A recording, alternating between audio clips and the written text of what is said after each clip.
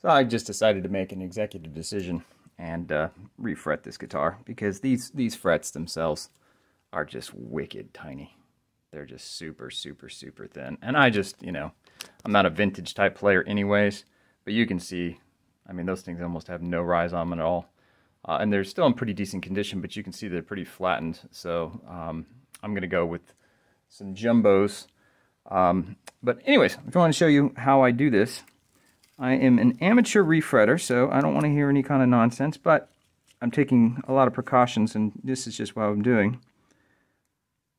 So to protect the varnish that's on the neck, I'm getting the tape right up to the fret. Being very careful when I pull this tape, not to pull any more of the chips out. And you can see that's really clean. So there's no real breakage or anything like that from the chips from the ones I've already pulled out. So this technique works really well. So you get yourself a straight edge,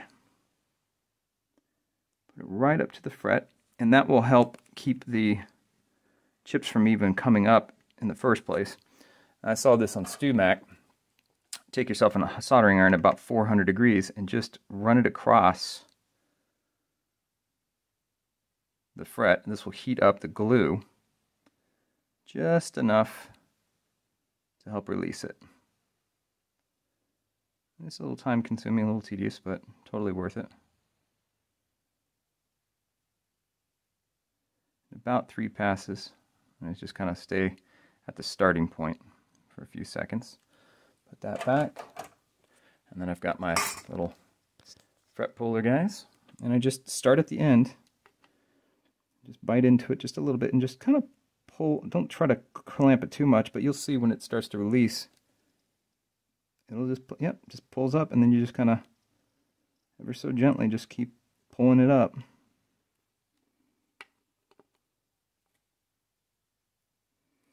Just like that. And then it just eventually falls up, and then you just kind of try to pull it from the other one, and it'll pop right up. And there's the fret. And so when we remove this, slowly, no chips.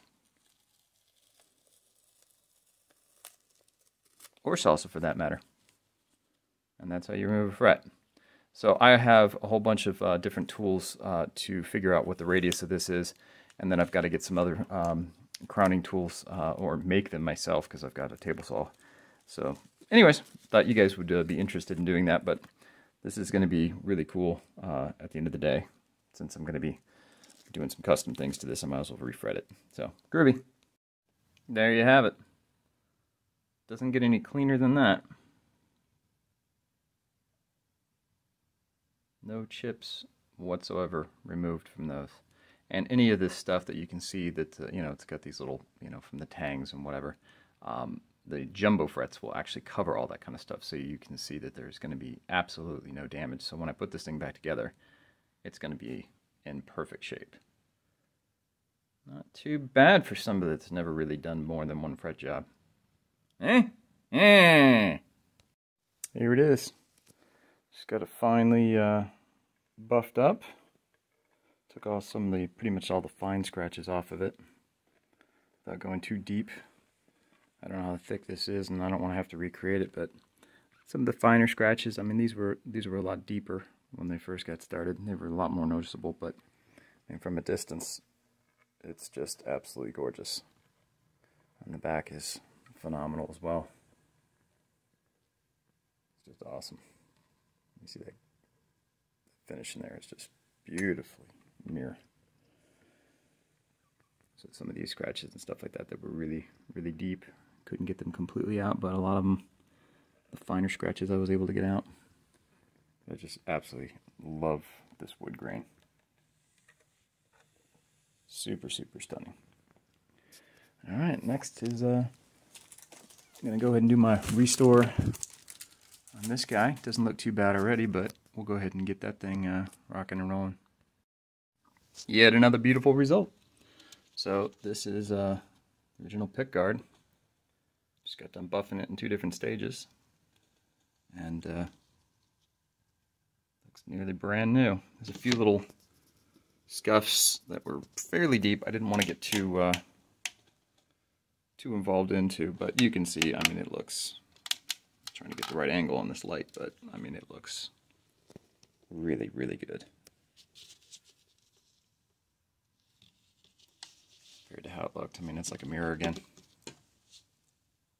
It's pretty as good as you're going to get from the factory. As soon as you peel off that thing. So we see, got the body right here that we just finally polished. Put the pick guard up on it. See what it looks like.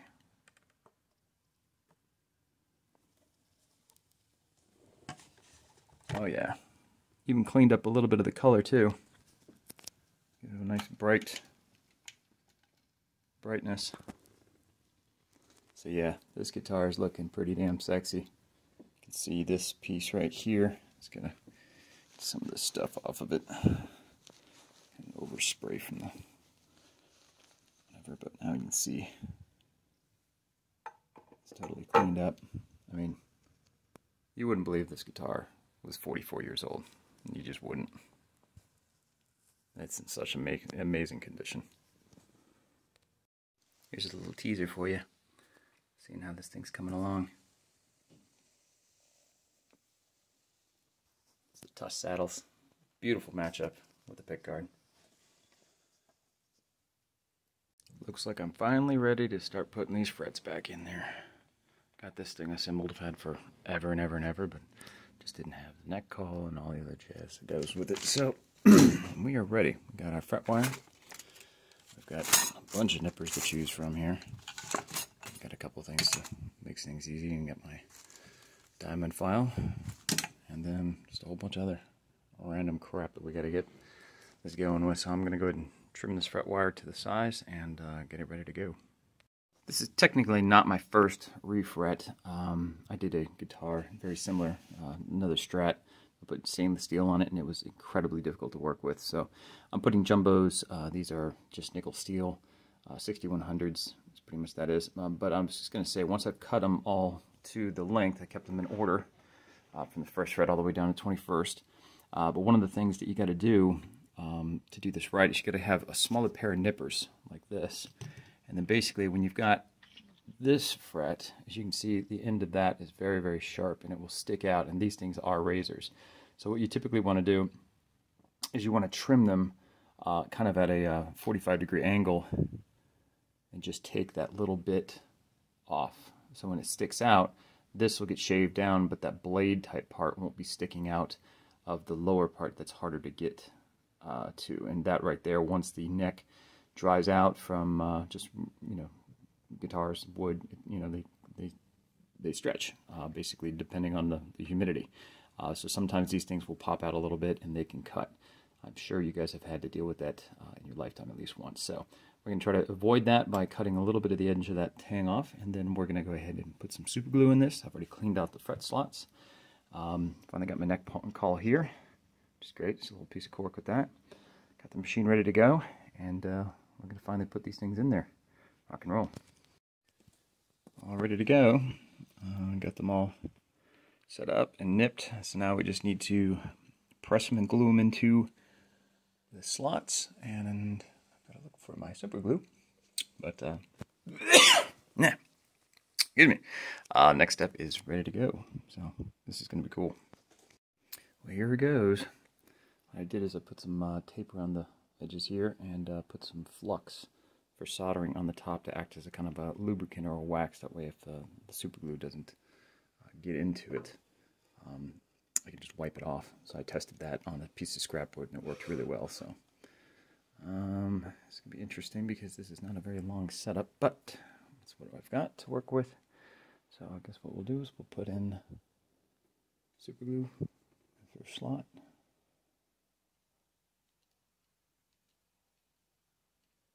Okay. Seems like that's going to be plenty. This flux works really well for not letting it sit. Alright, take our first fret here.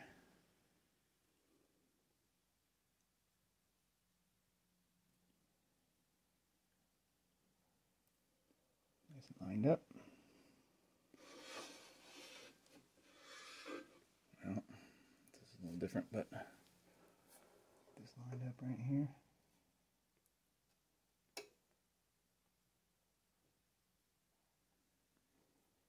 Alright, here it goes.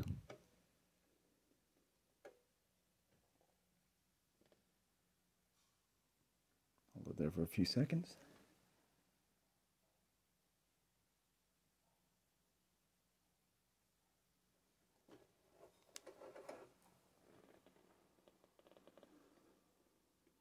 Looks perfect. So now I just wipe away a little bit of the residue. Super happy about this. I got them all pressed in. Now the tedious and long hard work starts by getting these things to round off and edge and all that kind of good stuff. But I'm actually going to use a trick I saw on StewMac, is to fill the sides, these little holes right here. See if it will wick in any more super glue. Because if it does, supposedly it makes better contact with the fret and the wood, so there's better tone and vibration. So, yep, it's wicking in. So we'll go ahead and go through that procedure on both sides and then wipe down the rest. Because again, this is still waxed, as you can see. So don't have to worry about the runoff of that. Here's a cool trick for using a piece of tape when you're masking off the fretboard, trying to get an oversized piece. So if you just start with the one edge, get it right up to the edge of the fret, put your thumb in there and get it all tight, and then do the same thing with this. Get it all the way up to the edge and just use your thumbnail to kind of press it in so it's dead flat. And then just use the X-Acto, just turn it at an angle, go against the fret, and then slice the tape in both directions like this. Pull this off. Get a perfect sized piece of tape. It's much, much faster than trying to use thinner tape and double-side it, because you still have to get irregular shapes. And then you can save these pieces for like bigger frets or smaller frets down here. So it's a lot less waste. So now you get two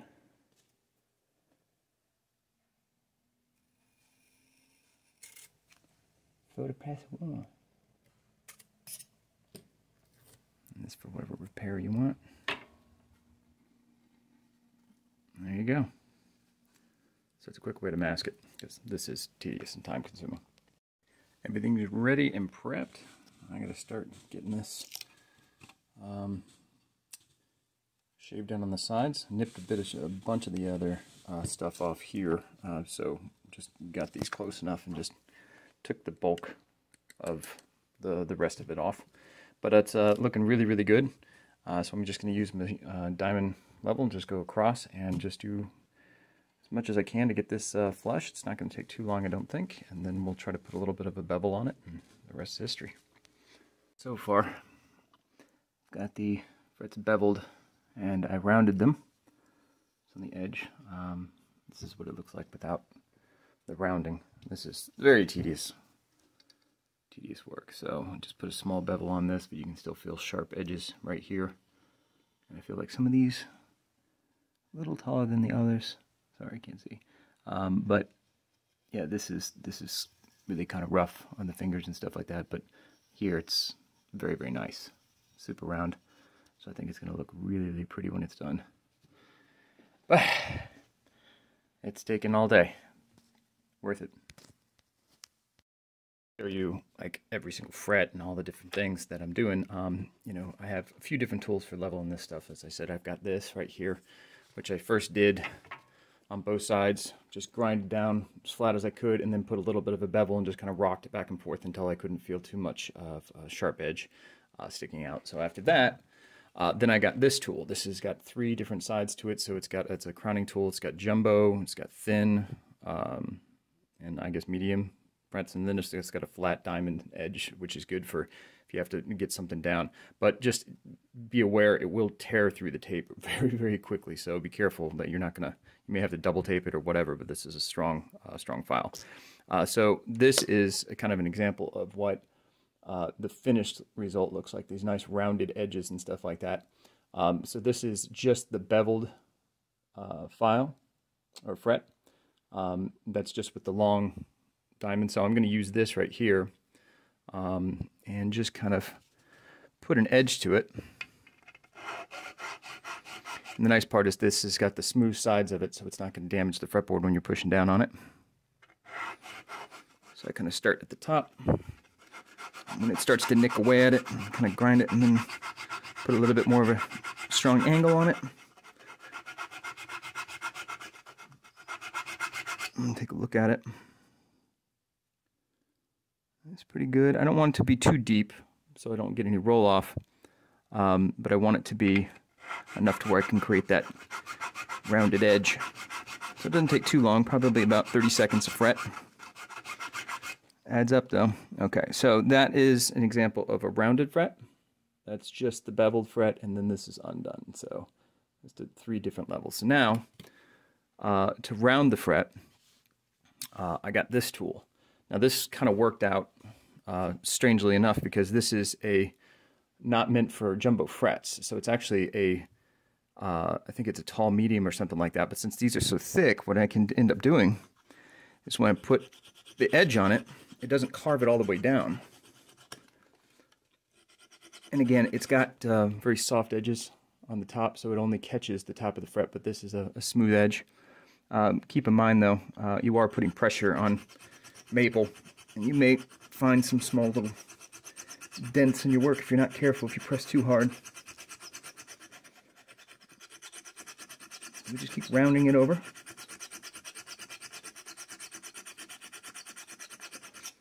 And just check it. There you go. It's pretty cool, right? So you just kind of feel for the burrs and stuff like that. You can feel there's a little bit of there. And just roll forward. And just work it as much as you want until you're happy with it.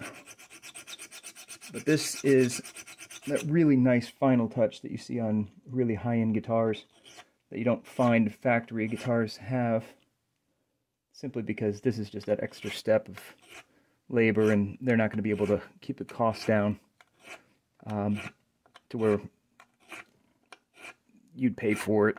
You know, it might be an extra $300 or $400 for somebody to put this much time, and it's worth it.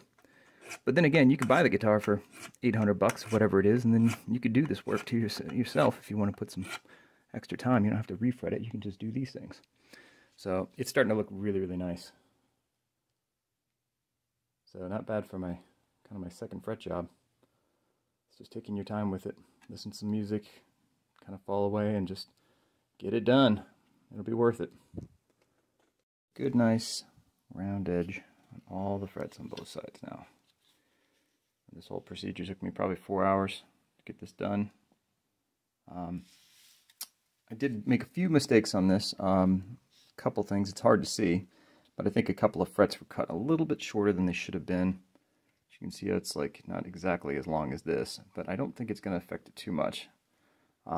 It's still well within the limits, so it doesn't look like something's really out of place.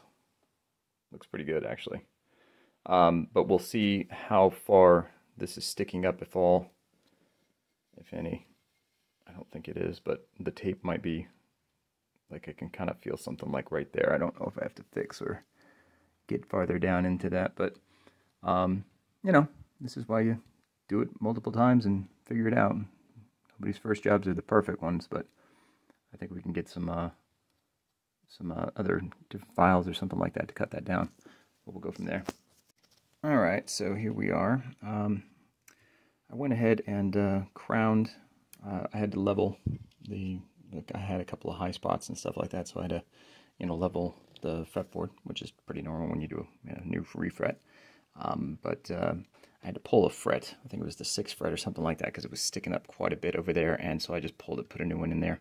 I do have some advice for you. It's just like, always cut your frets just longer than you really need them, because I kind of put it right where the slot was, but I felt the wrong gauge, and by the time I cut it down and beveled it, it's actually kind of like inside that line. So unfortunately, when I hit the 5th fret, there might be some roll off potentially there, and that means I'll have to pull that up, recrown it, redo everything. It's going to be a pain in the ass, especially since this the rest of it's already going to be done. So it's going to be a lot of work to do that one thing, but whatever. But I did try these fret erasers that start at, I think, 180 grit, something like that. Yeah, they start to 180, and they kind of jump pretty far. They go to 400, then 1,000, then 15 to 2,000. This is the final for the, this is the difference with nothing versus that. And they do a good job.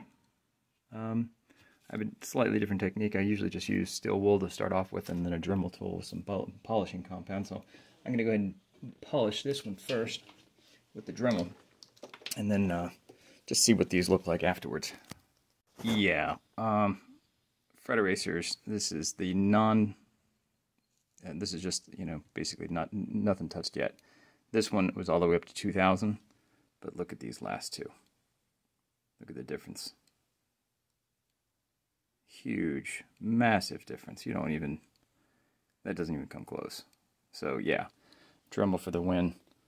So you can see those, just those last two. I mean, it's if you saw them in person, you got to kind of see like macro vision, stuff like that. But the fine mirror-like quality of these last two frets, I mean, you can't see any kind of scratches, nothing. They're perfect. They look really, really good. So, yeah, I'm going to do that to every single one of them. And it's going to be beautiful.